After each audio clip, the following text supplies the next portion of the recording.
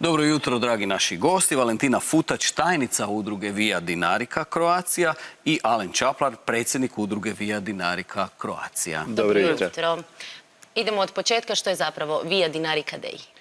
Pa Via Dinarica Day je način obilježavanja i okupljanja svih planinara, izletnika, turista duž Dinarskog gorja. Prvenstveno možda da kažemo da je sam Via Dinarica jedan dugački put koji povezuje Dinaride, Dinarsko gorje, sve od Slovenije do Albanije u jednu dugačku liniju od gotovo 1400 km.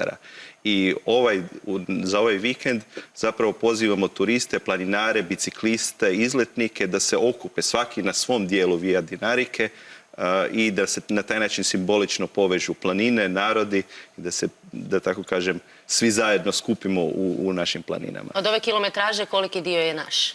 Pa ovako, Via Dinarica je doista jedan jako dugački put. Dakle, na tih 1400 km, otprilike 600 km pripada Hrvatskoj i to je jedna zona od Gorskog kotara preko Velebita do Dinare. S tim da treba reći da zapravo Via Dinarica ima 3 svoje trase. Sad govorimo o ovoj središnjoj bijeloj trasi koja je najduža i rekao bih možda i najatraktivnija. Međutim, sve skupa u Hrvatskoj imamo oko 2000 km putova Via Dinarice, zajedno dakle sa odvojcima, zajedno sa varijantama, to su još uz bijelu liniju, plava i zelena linija. Pa Dinaridi postoje već tisućama, ako ne milijunima godina, ali se ova ideja da se napravi nešto po tom planinarskom pitanju rodila prije nekih 10 godina. Tako, ideja je krenula od prije 10 godina, međutim od prije 4-5 godina je tu započeta ta inicijativa u vidu jednog projekta kojeg je pokrenuo program Ujedinjenih naroda za razvoj u Hrvatskoj i onda je krenulo trasiranje, odnosno ispitivanje terena kroz 13. trasiranje te staze koja je zapravo finalizirana i ucrtana u prošloj godini. Uzori su svakako poznate svjetske dužinske planinarske staze poput Via Alpine u Alpama ili Appalachian Traila u Sjedinjenim Američkim Državama.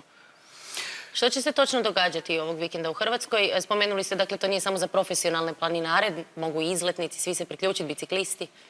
Pa zapravo to i nije osmišljeno kao jedinstveni događaj na jednome mjestu, nego je poziv upućen svima da se popnu na neki od 200 vrhova Via Dinarice ili posjete neku dionicu Via Dinarice i zapravo svojim fotografijama putem Facebooka, putem e-maila svjedoče o tome gdje su bili. Nakon toga nastaće jedan, rekao bih, veoma šareni i lijepi mozaik i oni koji su sudjelovali u tome bit će simbolično i nagrađeni od udruge Terra Dinarica u Sarajevu i od udruge Via Dinarica ovdje u Hrvatskoj. Možda da nam spomenete malo tih imena, vrhova ili staza, da dobijemo samo dojam, recimo onih najpopularnijih.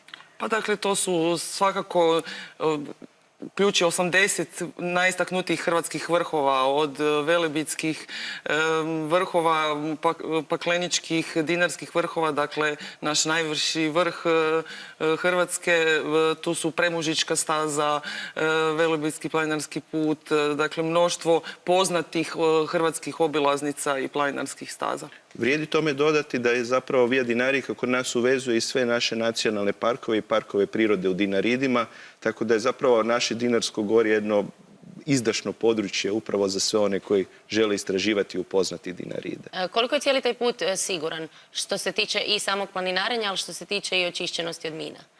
Pa cijeli put je siguran, trasirana je staza upravo tako da ne prolazi nikakvim sumnjivim područjima.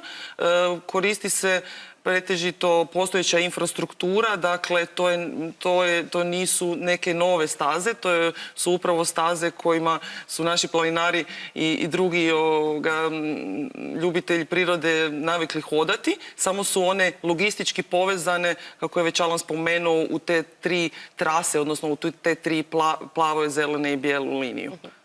Je li moguće proći taj put, znači od Slovenije preko Hrvatske do Albanije i koliko biste recimo trebali da pređete hrvatsku rutu? Pa mi rado kažemo da je to put od 1.000.000 koraka i sasvim sigurno to je jedna jako veliki izazov. Mogu reći čak što više da već imamo i dosta velik broj planinara, pretežito stranaca iz Amerike, Austrije, Nizozemaca i slično, koji su prošli cijeli taj put. U pravilu im je trebalo oko 2 mjeseca. Ali to ne treba gledati kao trošak vremena, nego doista kao veliki užitak. Ali ima ono mjesta gdje dođete sa svojom karticom, onda vam lupe pečat i onda imate dokaz da ste to prošli. Pa prvenstveno su danas ipak fotografije ključni dokaz, međutim isto tako treba reći da zapravo postoji doista jedna bogata infrastruktura i ovo nije osmišljavanje neke nove infrastrukture, nego doista uvezivanje svega onoga što postoji u Dinaridima u jednu jedinstvenu, rekao bih, promociju planinskog turizma i svega onoga što Dinaridi nude planinarima. Jeste li vi prošli tu cijelu rutu? Da, po dijelovima, ne u jednom komadu. Niste mogli godišnji dobiti od 2 mjeseca. Da.